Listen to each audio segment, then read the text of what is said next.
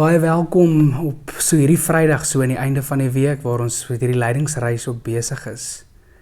En dat wanneer die Here jou en my roep in hierdie tyd, terugroep, Joël se woorde, Joël 2 se woorde, mag dit wees dat die Here ons baie opreg, dat ons in opregtheid ook so na die Here toe gaan. En as jy die Matteus Evangelie lees, dan sal jy agterkom hoe dat Jesus self homself baie sterk uitspreek oor wat 'n weerstand dit by hom wek wanneer mense skynheilig is. Dit is eintlik 'n paar tekste wat mense nogals met groot ongemak laat wanneer jy die Evangelie van Matteus so in sy totaliteit lees. En dit is sommer maar net die begin oor wat is dit, hoe sterk die Here voel oor die wat skynheilig is.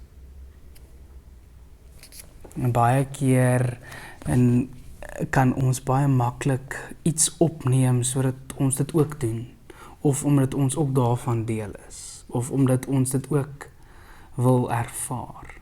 Maar ons doen dit so bolangs, maar dit sink nie tot ons harte toe, en is nie in ons opregtheid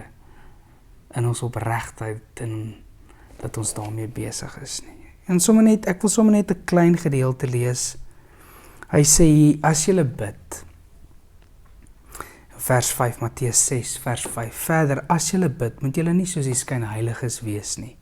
Hulle hou daarvan om in sinagoges en op die straathoeke te staan en bid, sodat die mense hulle kan sien. Dit verseker ek julle, hulle het hulle beloning klaar weg. Hy sê, dan gaan na jou binnekamer toe, maak die deur toe. Die Vader wat jy nie kan sien nie, hy wat sien wat verborge is, sal jou beloon. Maar in hierdie tyd word ek en jy opgeroep, dat die Here ons sal vorm as mense wat opreg terugkeer, as mense wat versoen is met Christus. En dat ek en jy hierdie, volgens Psalm 51, as jy Dawid se Psalm luister wat hy skryf, sy oorspel met Batseba, hierdie absolute behoefte, maar nie net die amper hierdie dringendheid vir bekering, vir 'n omdraai.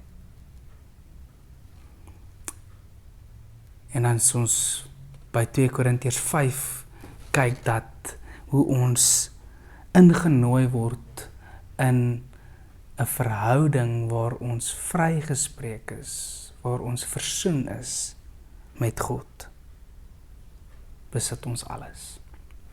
Ons gedagte is dat ons in hierdie seisoen werklik eerlik wil omgaan met dit wat ons doen.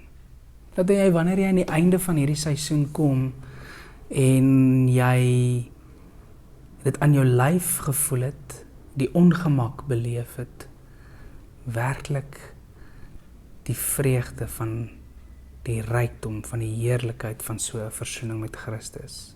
As ons by Paasondag en by Opstandingssondag kom, watter hoogtepunt dit ook, wat 'n groot hoogtepunt dit nie in mense lewe ook is nie. Mag ek en jy nie so skynheiliges wees nie, mag ons in hierdie seisoen ons aandag gee, mag ons opreg wees, mag ons met die Here omgaan, en mag hy ons ontmoet. Kom ons bid saam. Wonderlike Here, wil U ons stroop van ons waan, en van die skyn, en wil U in ons opregtheid, U is in elk geval dwars deur ons, wil U ons daar ontmoet, en daar kom, maak dit wat U ons voorgeroep het. Amen. Mag jy sy vrede beleef, mag jy sy goedheid beleef. Totsiens.